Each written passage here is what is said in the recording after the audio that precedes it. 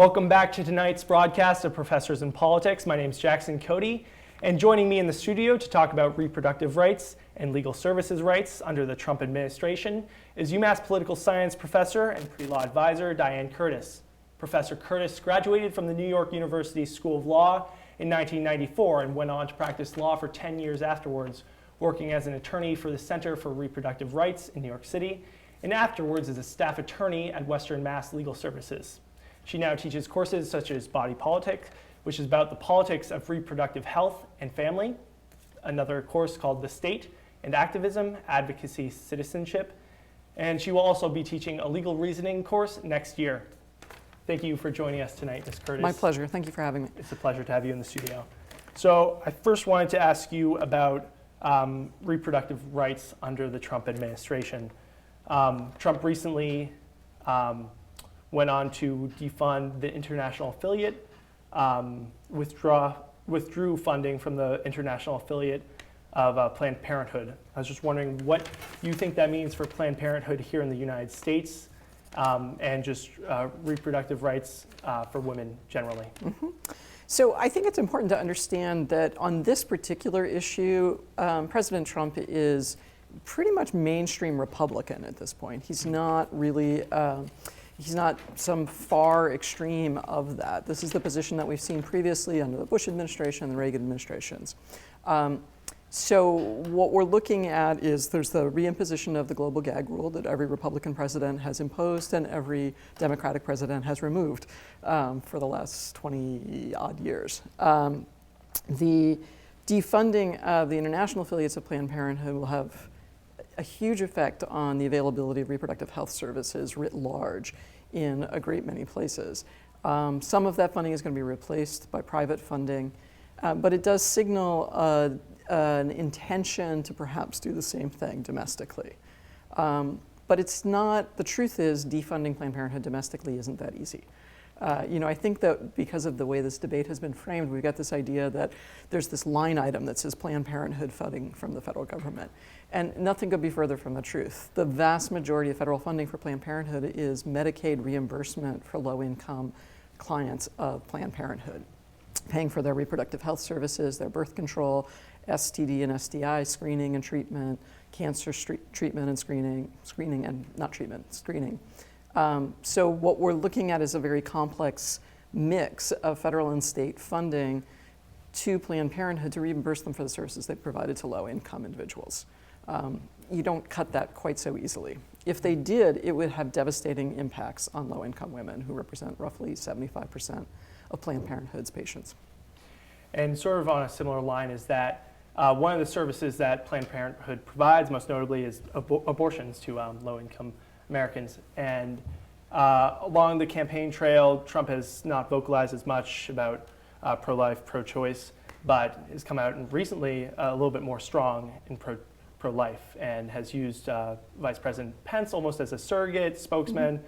And with the appointment of Neil Gorsuch as his Supreme Court Justice nominee, and he's a staunch conservative, how do you view reproductive rights for women going forward? Do you think Trump has mentioned handing back the right to have an abortion to the states?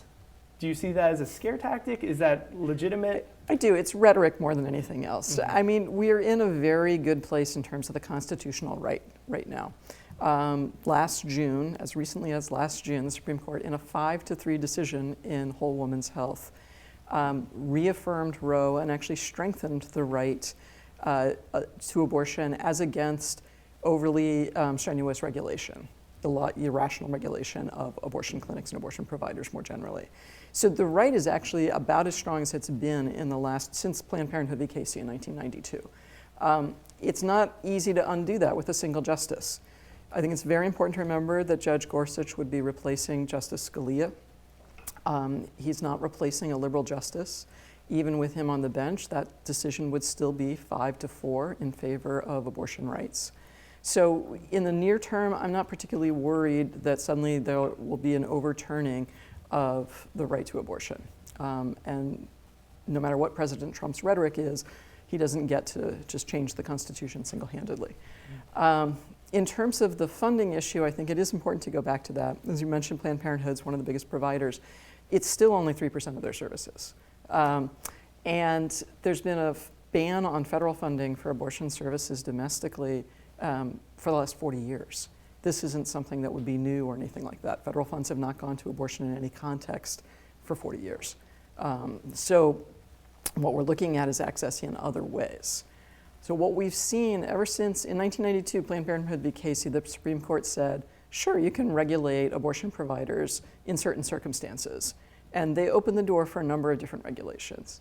Since that time, and increasing year by year, what we've seen are state legislatures attempting to basically regulate abortion providers out of existence. Onerous regulations that don't have a whole lot to do with women's health being imposed. The good news is for abortion rights advocates is that whole women's health held, you can't do that if there's no relationship to women's health. The bad news is that those legislatures are continuing to pass those laws, and really a couple different sets of laws. Laws that are geared towards eventually trying to overturn Roe v. Wade and its progeny, and laws that are trying to push the envelope there on which regulations are going to be allowable. So in that latter camp are things like the recent Texas and other states desire to have the fetal remains of any miscarriage or abortion have to receive a proper burial. The kind of thing that would create huge expense without having actually anything whatsoever to do with maternal health. So they're trying to push the direction in that way. There's another set that are truly trying to pass things that are clearly on their face unconstitutional already, that the Supreme Court has held. So a spousal consent law that would require a husband's consent for an abortion, or bans early in the pregnancy, or bans even at 20 weeks, but without an exception for the life or health of the mother. Those are more political than anything else. They're to make a lot of hay without any hope of them going forward. And the regulations are trying to push the envelope on what the Supreme Court might have held. What flies a little bit under the radar as we focus right now on a Supreme Court justice nomination hearing is all the other judgeships. So President Trump is in the position to appoint a significant number of federal judges at the lower levels, at the appeals court level and at the district court level. A lot of vacancies arose over especially the last year to 2 years of President Obama's term as the Senate refused to actually hold hearings on a significant number of those judgeships. Why that matters is what happens in the first instance with any kind of litigation against abortion legislation. In the first instance, the district court judge is going to try to enjoin that law to stop it from going into effect at all, while the rest of the proceedings that often takes years are being heard. If you have judges at the trial court level that are refusing to enjoin obviously unconstitutional laws, then we've got these laws actually imposing a burden without the Supreme Court ever having heard anything. Okay, so now changing gears a little bit away from reproductive rights to civil legal aid, which Yes. you've described as one of your passions. Yes. So Trump recently announced his budget plan called America First.